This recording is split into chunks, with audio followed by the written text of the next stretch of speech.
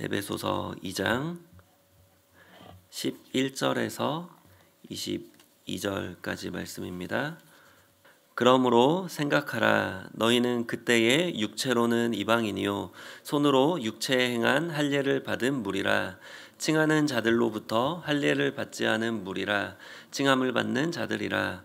그때에 너희는 그리스도 밖에 있었고 이스라엘 나라 밖의 사람이라. 약속의 언약들에 대하여는 외인이요 세상에서 소망이 없고 하나님도 없는 자이더니 이제는 전에 멀리 있던 너희가 그리스도 예수 안에서 그리스도의 피로 가까워졌느니라. 그는 우리의 화평이신지라. 둘로 하나를 만드사 원수된 것 곧 중간에 막힌 담을 자기 육체로 하시고 법조문으로 된 계명의 율법을 폐하셨으니 이는 이 둘로 자기 안에서 한 새 사람을 지어 화평하게 하시고 또 십자가로 이 둘을 한 몸으로 하나님과 화목하게 하려 하심이라. 원수된 것을 십자가로 소멸하시고 또 오셔서 먼데 있는 너희에게 평안을 전하시고 가까운 데 있는 자들에게 평안을 전하셨으니 이는 그로 말미암아 우리 둘이 한 성령 안에서 아버지께 나아감을 얻게 하려 하심이라. 그러므로 이제부터 너희는 외인도 아니요 나그네도 아니요 오직 성도들과 동일한 시민이요 하나님의 권속이라. 너희는 사도들과 선지자들의 터 위에 세우심을 입은 자라. 그리스도 예수께서 친히 모퉁이 돌이 되셨느니라. 그의 안에서 건물마다 서로 연결하여 주 안에서 성전이 되어가고 너희도 성령 안에서 하나님이 거하실 처소가 되기 위하여 그리스도 예수 안에서 함께 지어져 가느니라. 아멘. 오늘은 교회 네 번째 시간인데요. 저는 오늘 본문 말씀을 통해서 삼위 하나님의 연합이라는 제목으로 함께 은혜를 나누고자 합니다. 오늘 본문은 에베소서에 나타난 사도 바울의 교회론 중에서도 가장 핵심에 해당되는 내용입니다. 무엇이 진정 교회를 교회답게 할 수 있느냐는 말씀입니다. 개인적인 측면에서 교회를 가장 교회답게 하는 것은 바로 은혜입니다. 세상에 공짜는 없다라는 말이 있을 정도로 세상은 모든 것에 대가를 요구합니다.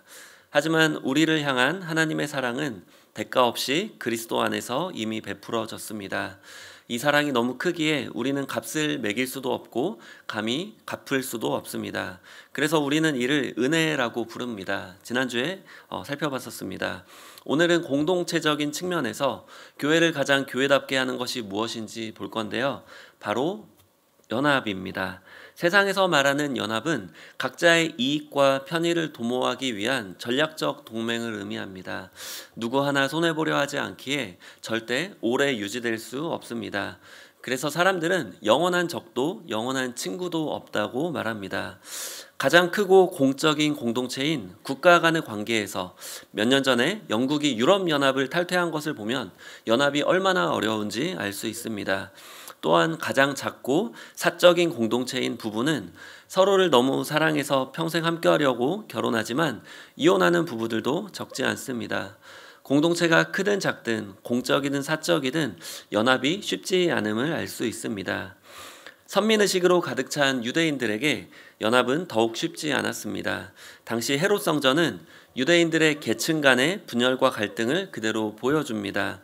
지성소에는 대제사장만 출입하고 성소에는 제사장들만 출입하고 성소 밖에는 유대인 남자들만 출입하고 그 밖에 담을 쳐서 유대인 여자들만 출입하는 이방인의 뜰이 있었고 또 그 밖에는 담을 또 쳐서 이방인들만 출입하는 이방인의 뜰이 있었습니다.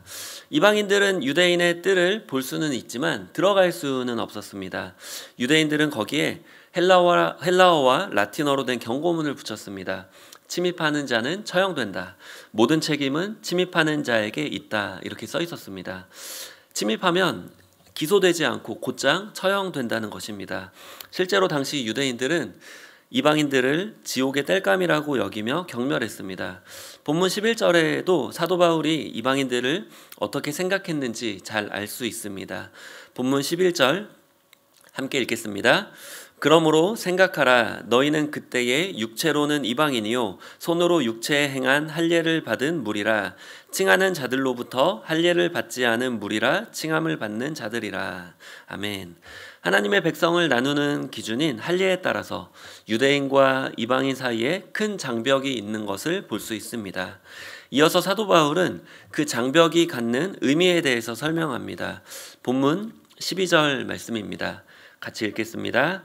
그때 너희는 그리스도 밖에 있었고 이스라엘 나라 밖의 사람이라. 약속의 언약들에 대하여는 외인이요 세상에서 소망이 없고 하나님도 없는 자이더니. 아멘.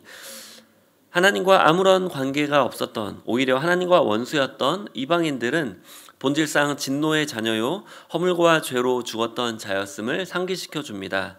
사도 바울이 이를 강조하는 이유는 그만큼 이방인들은 하나님의 은혜 안에 들어올 수 없었던 자요 유대인들과 절대 하나 될 수 없었던 자였음을 보여줍니다. 이방인들은 이방인의 뜰에만 머물며 담에 막혀서 하나님의 임재를 상징하는 지성소에 더 가까이 나오지 못했는데 예수님이 먼저 손을 내밀어 주셨습니다. 본문 13절 말씀 함께 읽겠습니다. 이제는 전에 멀리 있던 너희가 그리스도 예수 안에서 그리스도의 피로 가까워졌느니라. 아멘. 14절에 이에 대해서 좀 더 자세히 설명하는데요. 우리 14절도 함께 읽겠습니다. 그는 우리의 화평이신지라 둘로 하나를 만드사 원수된 것 곧 중간에 막힌 담을 자기 육체로 하시고. 예수님께서 십자가의 죽으심으로 죄로 인한 모든 분열과 갈등과 원수됨의 저주가 끊어지고 둘이 하나 되는 화평을 이루셨다고 말씀합니다. 세상에서의 평화는 전쟁이 잠깐 멈춘 소극적인 평화이지만 하나님이 말씀하시는 평화는 헬라어로 에이레네인데 둘이 하나가 되는 적극적인 완전한 평화를 말합니다. 둘이 하나가 되었다면 더 이상 나뉘고 갈등할 일도 없고 분열 그 자체가 성립될 수가 없게 됩니다. 본문 15절에 둘이 하나 되는 것에 대해서 설명합니다. 본문 15절 말씀 함께 읽겠습니다. 법조문으로 된 계명의 율법을 폐하셨으니 이는 이 둘로 자기 안에서 한 세 사람을 지어 화평하게 하시고. 여기서 법조문으로 된 계명의 율법은 유대인과 이방인을 나누었던 제의적인 법조항을 의미합니다. 여기서 폐하였다의 헬라어는 카타르게오인데 무력하게 만들다는 뜻입니다. 즉 예수님께서 십자가에서 죽으실 때 지성소와 성소를 막고 있던 휘장이 위에서부터 아래로 찢어졌는데 이는 예수님의 육체가 깨뜨려짐이 하나님께 나아가는데 제한을 두었던 모든 제의적인 법조항도 무효화되었음을 의미합니다. 즉 이방인들이 유대인들처럼 하나님께 나아가는데 막혀졌던 그런 모든 부분들이 무효화되었음을 의미합니다. 예수님께서 이렇게 법조항들을 무효화시켰던 이유는 예수님이 자기 안에서 한 세 사람을 지어 화평하게 하기 위해서라고 하십니다. 여기서 세 사람에서 새롭다, 이것은 헬라어로 카이노스인데 시간적으로 새로움이 아니라 질적인 새로움을 말합니다. 완전히 다른 존재가 되었음을 뜻하는데 이것은 하나님의 새로운 창조를 말합니다. 이전에 유대인과 이방인의 갈등은 나와 너의 갈등이었습니다. 그런데 이제는 예수님 안에서 유대인과 이방인 모두 교회로 새 사람으로 창조되었기 때문에 나와 너의 갈등이 성립되는 것이 아니라 나와 나의 하나됨 밖에 있을 수 없다는 그러한 온전한 화평을 예수님께서 주신 것입니다.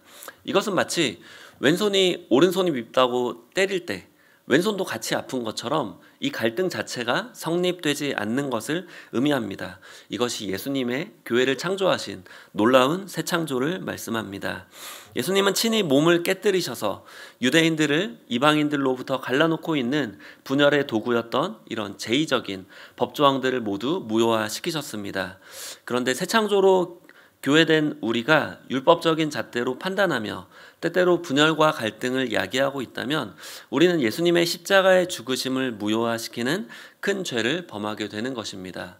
이것은 멀리서 찾아볼 것이 아니라 그냥 우리 안에 율법적인 잣대로 서로 정죄하고 판단하게 된다면 그들이 하나님께 나아오는데 우리가 오히려 막고 있는 것이 된다는 것이죠. 그래서 판단과 정죄, 이것도 중요하지만 그것은 우리 스스로를 판단하고 정죄하는 것이지 그것이 절대로 남에게 향해서는 안 된다는 것입니다. 예수님은 최종적으로 세 사람으로 하나 된 교회를 하나님과 화목시키십니다. 본문 16절 말씀 함께 읽겠습니다. 또 십자가로 이 둘을 한 몸으로 하나님과 화목하게 하려 하심이라. 원수된 것을 십자가로 소멸하시고. 여기서 다양한 사람들이 모인 교회가 한 몸이 되어서, 즉 이방인과 유대인이 한 몸이 되어서 그 다음에 하나님께 나아가는 것이 중요합니다.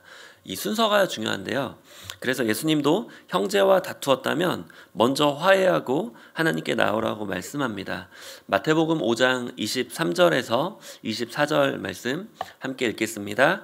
그러므로 예물을 제단에 드리려다가 거기서 내 형제에게 원망 들을 만한 일이 있는 것이 생각나거든 예물을 제단 앞에 두고 먼저 가서 형제와 화목하고 그 후에 와서 예물을 드리라. 아멘.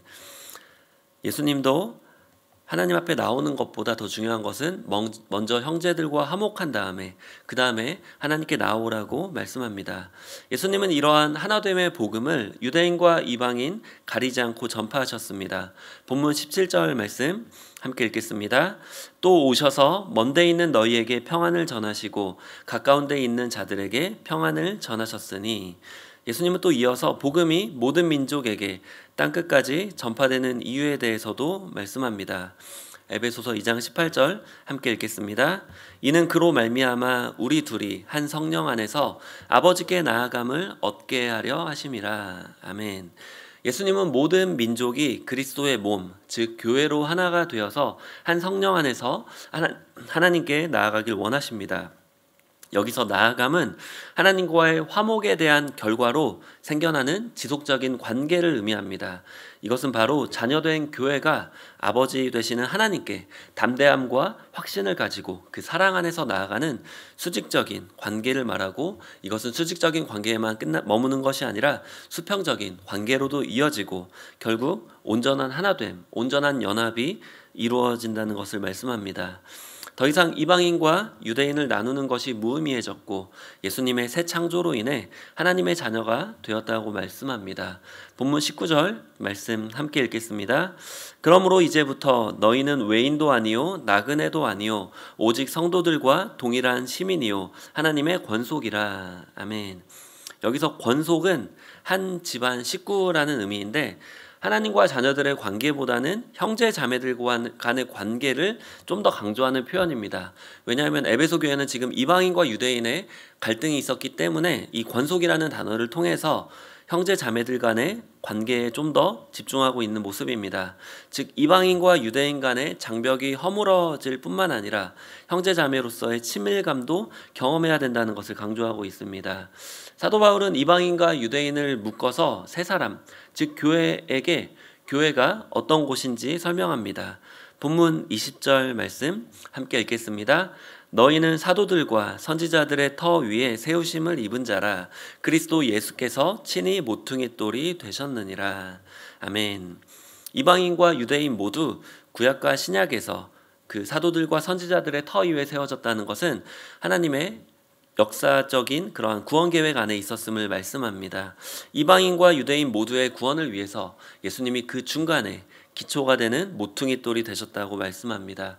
모퉁이 돌은 그 벽 두 개를 연결할 때 그 중간에 세워 있는 큰 돌을 말합니다. 그래서 이 벽 중간에 큰 돌이 세워짐으로 인해서 이 벽 두 개가 연결될 때 무너지지 않고 지탱해주는 역할을 합니다.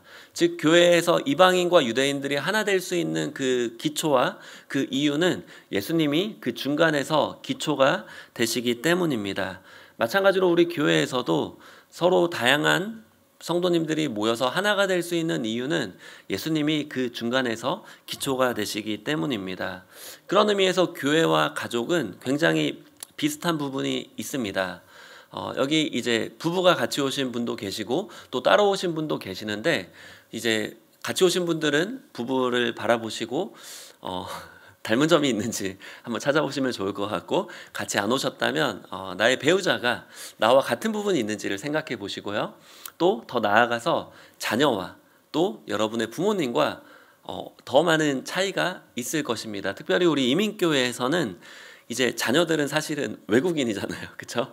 외국 문화와 외국 언어를 가지고 이제 부모와 살아가는 거잖아요. 그런데도 하나 될 수 있는 것, 가족이 될 수 있는 것은 피가 이어져 있기 때문이잖아요. 마찬가지로 우리 교회에도 정말 다른 이 문화와 다른 성격 또 다른 직업 정말 다양한 분들이 함께 계시지만 거기에는 예수님의 피로 우리가 하나가 되었기 때문에 가족이 될 수 있다는 거죠. 즉 예수님이 모퉁이 돌이 되시기 때문에 서로 다른 분들이 서로 다른 벽이 되어서 함께 그 재료 안에서 하나 될 수 있다는 것을 말씀하는 것입니다. 또 모퉁이 돌의 역할에 대해서 이제 이어서 말씀합니다. 본문 21절 함께 읽겠습니다. 그의 안에서 건물마다 서로 연결하여 주 안에서 성전이 되어가고. 즉 교회는 이 개인도 의미하지만 공동체 전체를 의미합니다. 우리가 물을 볼 때 컵 안에 있을 때 물이 조금 있고 많이 있고 그렇지만 적게 있을 때나 많이 있을 때나 물은 하나로 존재하잖아요. 마찬가지로 교회도 한 명이 있든 두 명이 있든 이렇게 다 같이 있든 하나로 이렇게 존재해야 되는 것을 서로 연결해서 주 안에서 성전이 되었다. 이거를 말씀하고 있습니다.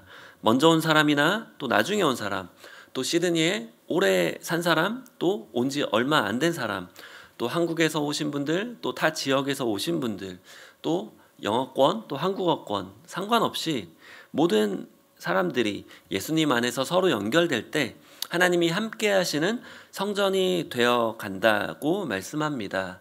즉 우리가 하나 되지 못한다면 언어와 문화와 성격 또 여러 가지 이유로 우리가 서로 안에 벽을 세우고 이방인과 유대인들이 함께 하나 되지 못했던 것처럼 우리 교회의 모습이 그렇다면 우리는 성전이 되어가고 있지 못한다는 것을 지금 말씀하고 있는 것입니다.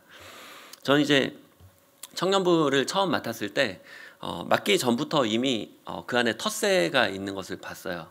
어떤 텃세가 있었냐면 이제 여기서 자랐던 친구들과 또 유학생과 워홀러들 또 봉사 부서에 따라서 또 서로 이렇게 친한 사람들끼리 나뉘어져 있는 그러한 모습들이 제가 청년부를 맡기 전부터 멀리서 봐도 보이더라고요. 근데 본인들은 이게 잘 안 보이겠죠. 그런데 멀리서 봐도 이런 부분들이 보이니까 새로 온 사람들이 그냥 가만히 있어도 이 들어가기가 그 공동체에 속하기가 쉽지 않은 거예요.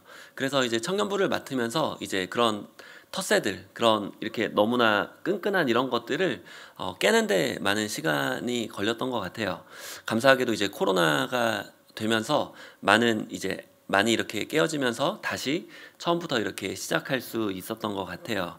그래서 나중에 이제 많은 유학생들 워홀러들이 이렇게 오게 됐었는데 한 1년 정도 이렇게 지나면 이렇게 만나서 물어봐요. 제가 어떻게 우리 교회에 정착하게 되었냐 물어보면 처음 왔을 때부터 너무나 이렇게 환대가 있었고 또 너무나 이 사랑이 가득 찬 모습이 있어서 여기 이렇게 다니고 싶었다 이렇게 말을 하더라고요.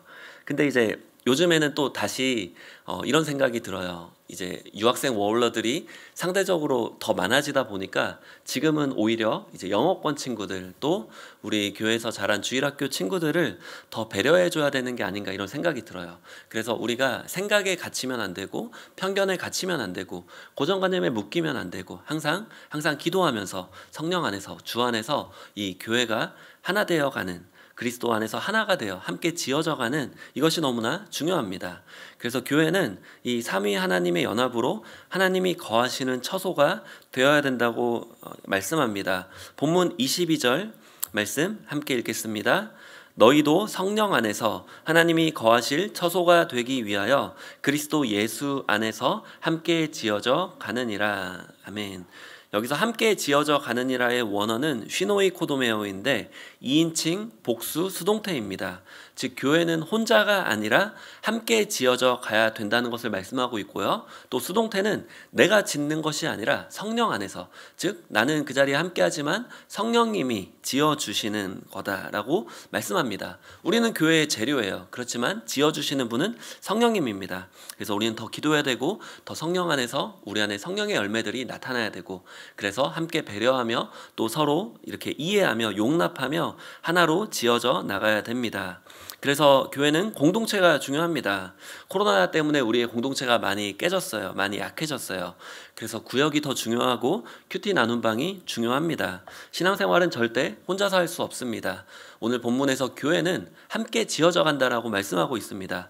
여러분이 공동체가 없다면, 이렇게 말씀을 듣고 또 주일의 말씀을 듣고 함께 나눌 공동체가 없다면 여러분은 교회 건물 안에는 있을지 몰라도 하나님의 교회 안에서 함께 지어져 가고 있지 못하고 있는 것입니다. 이것은 굉장히 위험한 신앙생활을 하게 되는 것일 수도 있어요. 그래서 잠언 말씀에도 사람이 사람을 성숙하게 한다고 말씀합니다.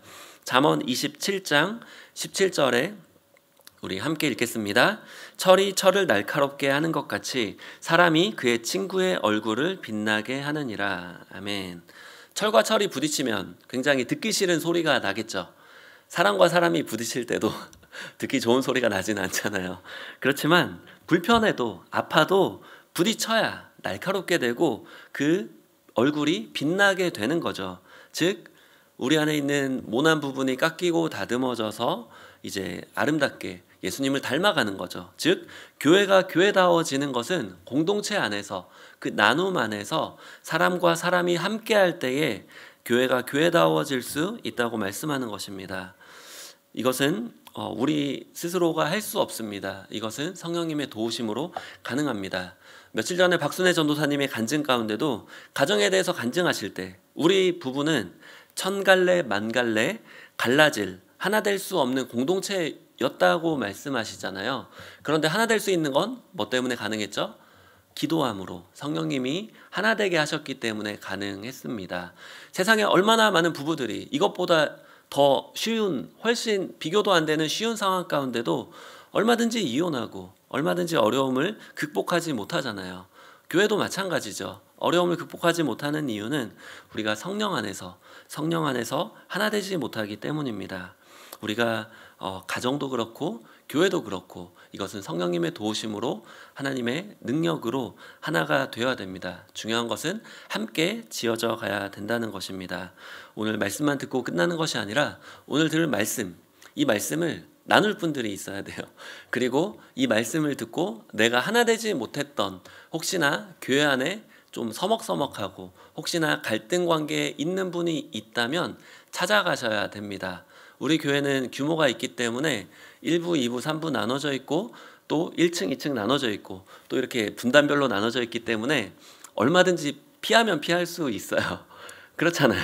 좀 불편한 사람 이렇게 멀리서 이렇게 멀리 앉고 이렇게 할 수 있잖아요. 근데 그렇게 하면 안 된다고 오늘 말씀하고 있는 거예요. 마치 가족이 한 집에서 서로 피할 수 없잖아요. 그런 것처럼 교회도 그렇게 되어야 된다고 말씀하고 있습니다. 바라기는 성령님의 도우심으로 마음속의 모든 갈등과 분열의 장벽을 무너뜨리셔서 하나님이 거하시는 교회로 함께 지음 받으시는 저와 여러분이 되시길 예수님의 이름으로 축원드립니다.